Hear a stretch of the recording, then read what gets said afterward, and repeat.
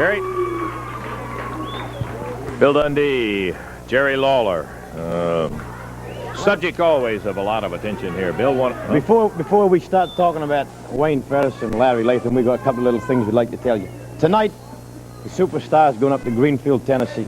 Thursday night, the Superstar, the King, and Jerry Jarrett's all going to be in Forest City, Arkansas. So all them pretty little girls come on down and see the three prettiest guys in the Mid-South, right? Now, to get back to old, what's his name, Wayne Ferris? Yeah. He stood out here and never answered your question, did he? He never. He turned around and walked off. Said, I'll answer those questions. Well, let me tell you something, Ferris and Latham. You can keep the belts for exactly 4 weeks, because that's what you got for your next title defense, is 4 weeks. They can hide and run and do whatever they want to do. But right now, the belts isn't important. Ferris, I don't like you. And I know your cousin hates you. Larry Latham, you're nothing. All you are to me is a little... What, he looks like Santa Claus, don't he? Well, come Christmas time, brother, you'll have a job, because you're going to be at the wrestling business after Monday night. So you just hang around Memphis, wait for Christmas, put the big red outfit and the big belt. Then they'll give you another belt to hold that big belly in.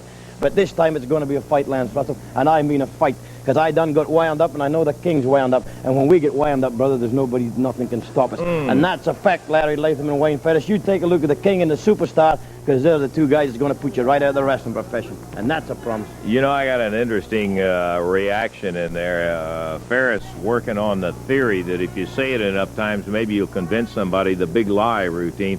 Talking about the battle that took place last Monday night, left you guys laying all over the ring. What a wild scene, but I didn't see you laying there. You were chasing in. That's exactly right. And last Monday night, we picked up just where we left off down in Tupelo. And let me say, you know, you may be right about what he's thinking. If you repeat something enough, you begin to believe it yourself.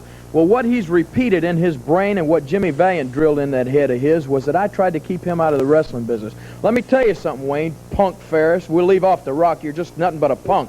Let me tell you something, boy. If it wasn't for me, you wouldn't be in the wrestling business. Now, let's get things straight. He came to me one day and he said, hey, King, can you help me? He's teaching school up in some little hick town called Munford, Tennessee. He comes to me and says, can you introduce me to the right people? I said, I'll do that, but that's all I'm doing, because if you want to get in wrestling, you make it on your own, son, just like I did. So he did that. I introduced him to the promoters. He got booked. I got to admit, he made it in the wrestling business. Then he got with Jimmy Valiant, and that boy led him right down the wrong path. He told him, because Valiant hated me so much, he told him, hey, you need to quit hanging around with your cousin. Get away from him. He don't want you in the wrestling business. He's jealous of you. Well, let me tell you something, punk.